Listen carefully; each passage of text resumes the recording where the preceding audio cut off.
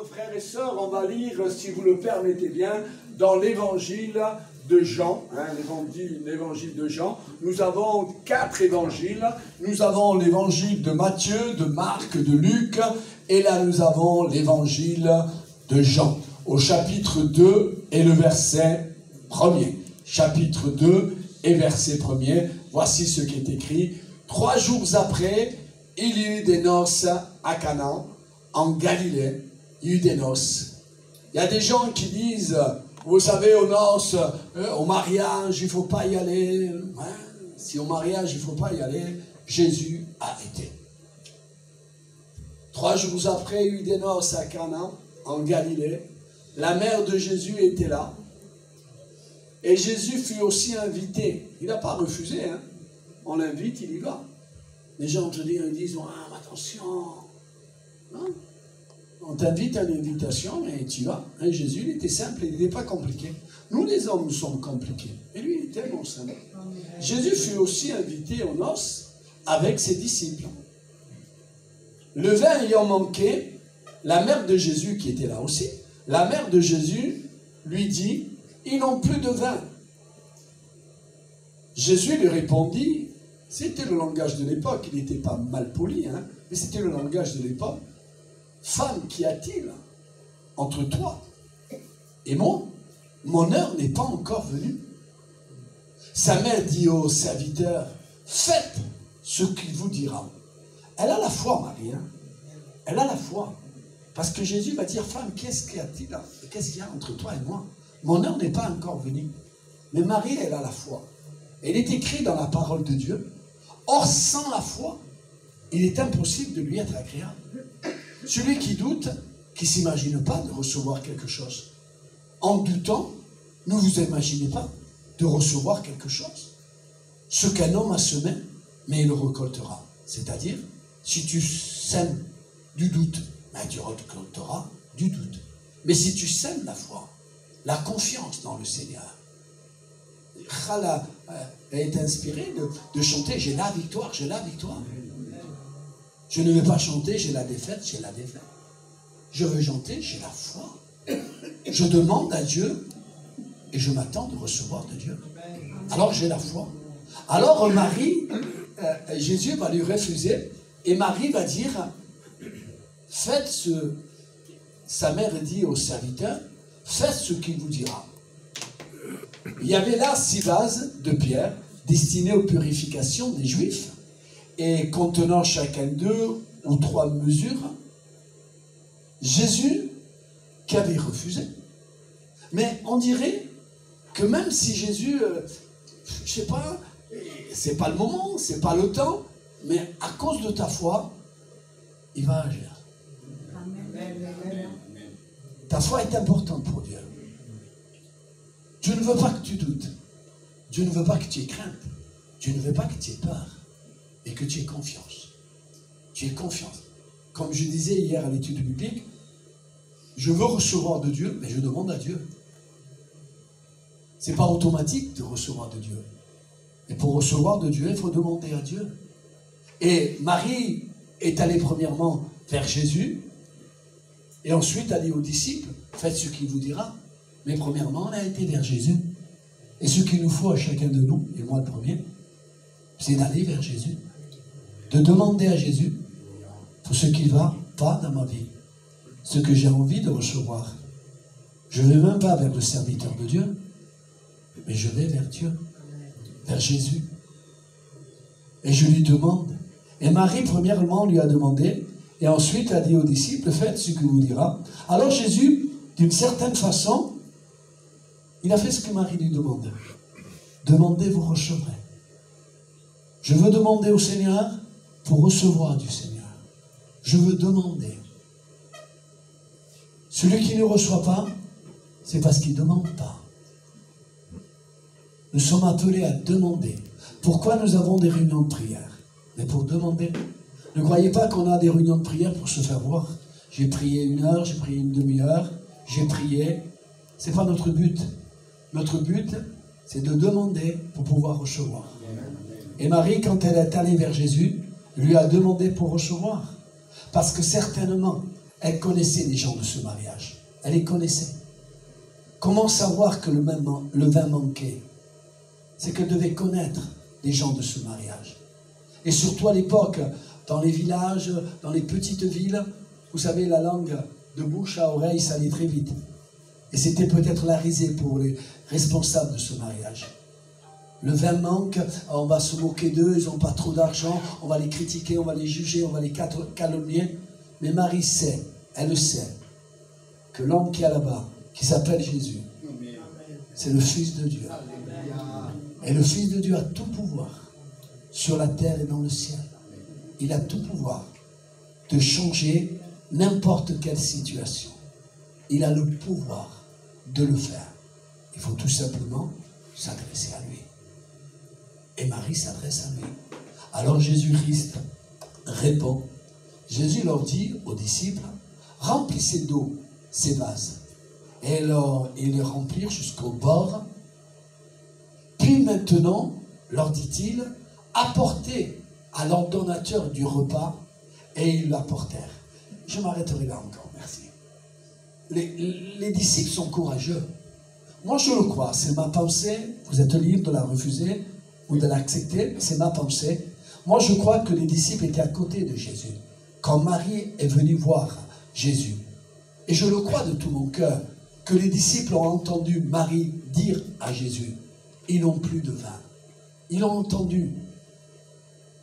Et Jésus, un peu plus tard, va dire, remplissez d'eau ces vases. Mais ils n'ont pas besoin d'eau.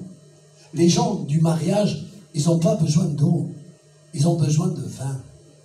Mais les disciples, ça fait à peu près 1 an et demi, 2 ans, 1 an, qui sont au contact de Jésus.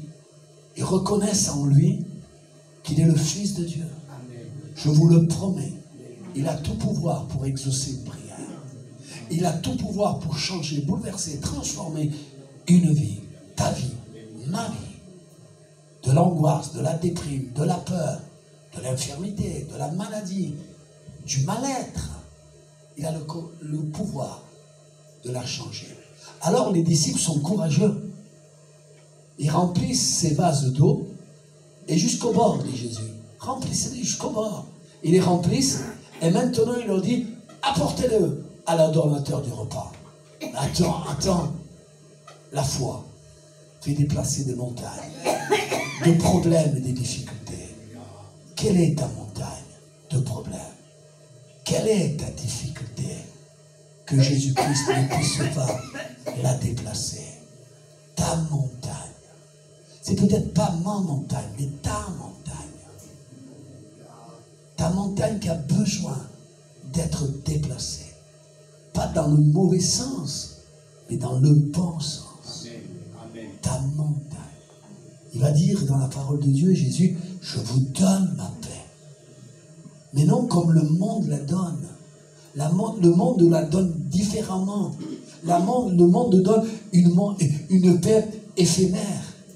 Une paix qui dure un temps. Mais Jésus, la paix qu'il donne, elle commence sur la terre et terminera au ciel. Je vous donne ma paix, je vous laisse ma paix, mais non comme le monde la donne. Toi qui as besoin de paix, toi qui as besoin d'assurance, toi qui as besoin de faire expérience avec Dieu, toi qui en as besoin, tu as besoin de faire expérience avec Dieu.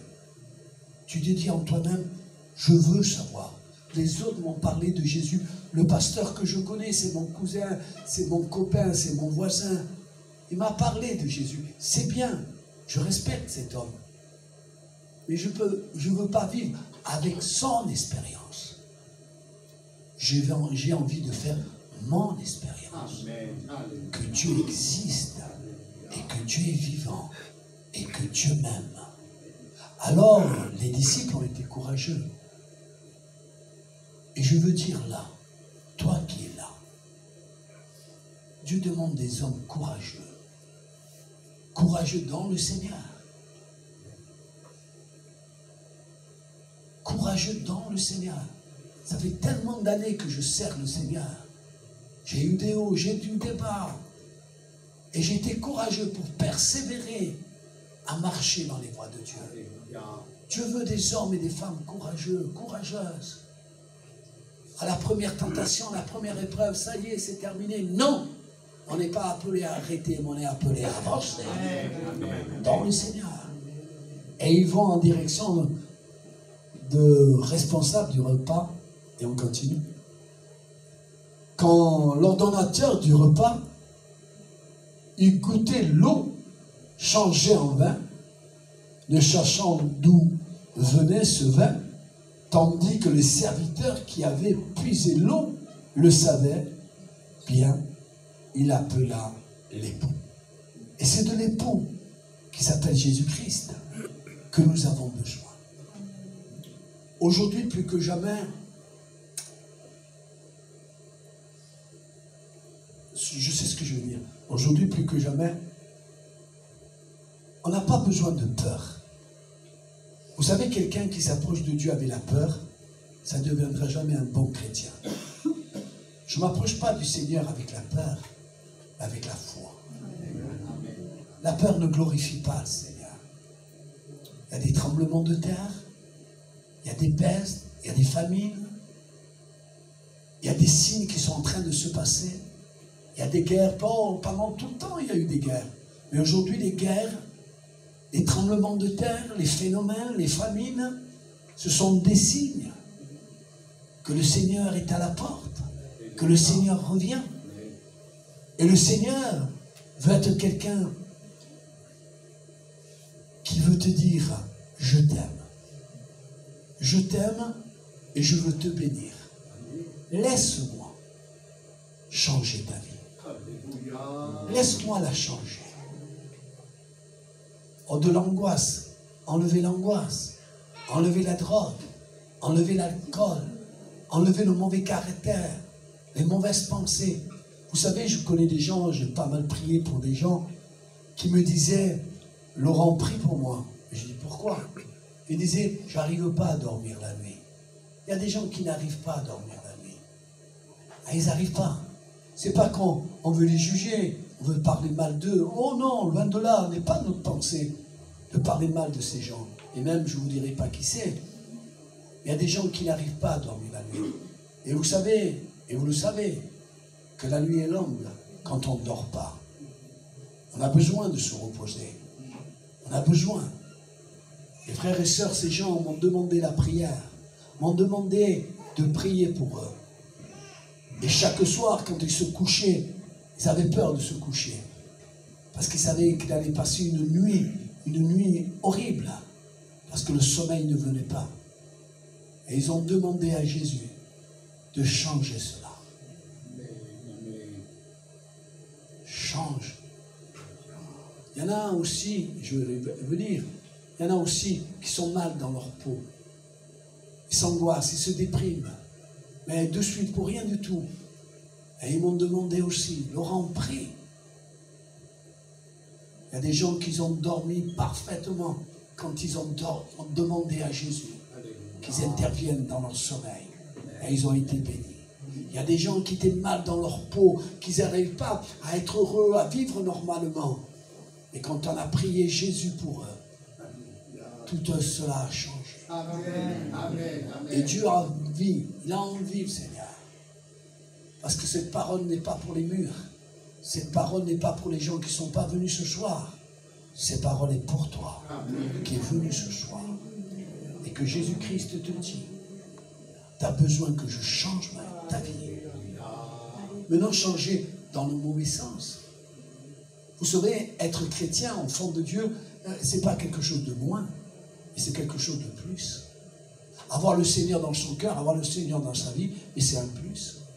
Vous savez, moi, il m'arrive de jouer au boule avec mes cousins. Et Juan, tu me vois souvent jouer au boule. Ah oui, je joue au boule. Et c'est pas un péché. Ça m'arrive avec ma fille Rosalie de jouer au tennis.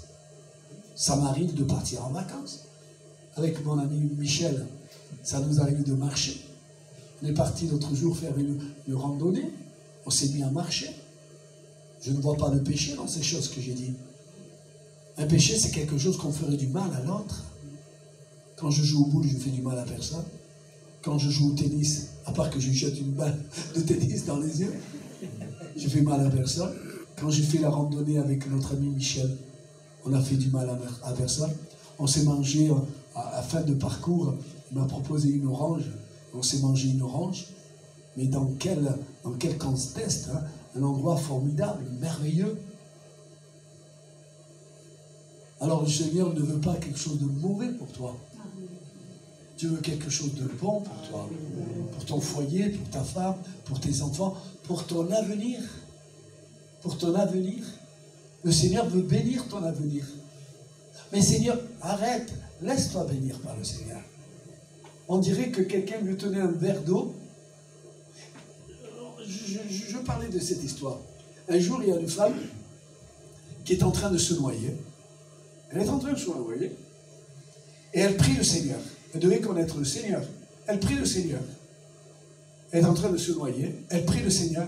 Elle dit, Seigneur, envoie quelqu'un, je t'en prie. Fais quelque chose, Seigneur, pour moi. Fais quelque chose pour moi.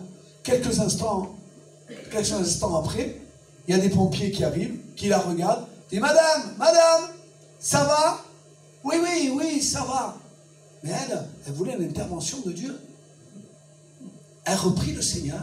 Et elle demande au Seigneur, Seigneur, fais quelque chose pour moi. Seigneur, interviens, je t'en prie. Quelque temps plus tard, les pompiers arrivent et se mettent là-bas et disent, Madame, ça va? Vous n'avez pas besoin de nous? Non. Elle dit non.